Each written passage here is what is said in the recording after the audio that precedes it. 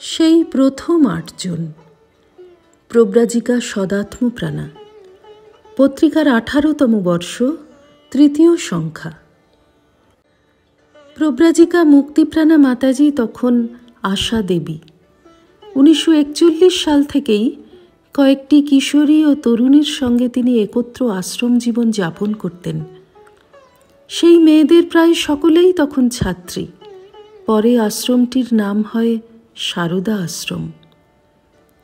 ১৯৪৬-এ সুযোগ এলো মঠ মিশনের অতি সম্মানভাজন সাধু পূজনীয় মাধবানন্দজি মহারাজের সঙ্গে পরিচিত হওয়ার। ওই বছরেই সেপ্টেম্বর মাসের উদ্বোধন পত্রিকায় সন্ন্যাসে হিন্দু নারীর অধিকার নামে আশাদির একটি প্রবন্ধ প্রকাশিত হয়। প্রাচীন হিন্দু শাস্ত্র থেকে উদ্ধৃতি দিয়ে দিয়ে তিনি প্রমাণ করেছিলেন অধ্যাত্ম সাধনার ক্ষেত্রে নারীর সন্ন্যাস লাভের অধিকার অবশ্যই ছিল। অতএব আধুনিক শিক্ষিত নারী সে অধিকার কেন পাবে না? প্রবন্ধের এই মূল আশয় বুঝে নিতে কারো অসুবিধে হয়নি। প্রবন্ধটি সুধী সমাজে শুধু নয়, সাড়া জাগিয়েছিল সাধু সমাজেও। উদার মনা মাধবানন্দজি আশাদিকে প্রশ্ন করে বুঝেছিলেন অন্যের দ্বারা প্রভাবিত হয়ে নয়, এ তাঁর নিজস্ব রচনা, প্রাণের আরতি ঢালা যুক্তিনিষ্ঠ আবেদন। এভাবেই একদিন শিক্ষিত মেয়েরা আধ্যাত্মিক জীবনের জন্য ব্যাকুল হবে, স্বামীজিও কি তার ইঙ্গিত দেননি? আশাদি জানতেন মঠ মিশনের সঙ্গে প্রত্যক্ষ সংযোগ না থাকলে সন্ন্যাস লাভ ও স্ত্রী মঠের সদস্যা হওয়ার আশা পূর্ণ হবে না। দূরদৃষ্টির পরিচয় দিয়ে আশা দেবী এবং সারদা আশ্রমের কর্মীরা ১৯৫০ সালে নিবেদিতা স্কুলে যোগদান করেন।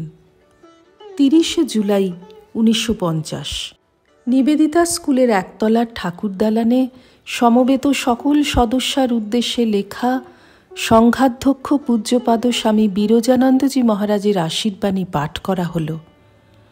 সেই আশীর্বাণী থেকেই ভবিষ্যৎ স্ত্রীমঠ পরিচালনার ক্ষেত্রে কয়েকটি অতি গুরুত্বপূর্ণ গাইডলাইন পেয়েছিলেন আশাদি। গুরুর সেই নির্দেশ অনুসরণ করে জাতি ধর্ম নির্বিশেষে সকলকে আপন ভগিনীর মতো দেখে উদার প্রেমে নিঃস্বার্থ সাধনায় তিনি জীবন সার্থক করতে চেয়েছিলেন। তাঁর পক্ষপাতিত্ব শূন্য সপ্রেম শাসন ছিল নিঃস্বার্থ মঙ্গলাকাঙ্ক্ষীর সাবধান বাণীর মতন। সংঘের ছোট বড় সকলের প্রতি তাঁর সমদর্শিতা ও ভালোবাসার স্মৃতি আজও অমলিন।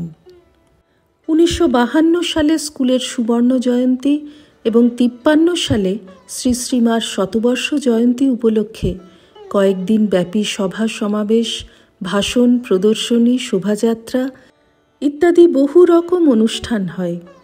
জনসাধারণ সেই প্রথম বিদ্যালয়ের মহিলা কর্মীদের দক্ষতা, মার্জিত রুচি এবং উন্নত মানের চিন্তাধারার প্রত্যক্ষ পরিচয় লাভ করে।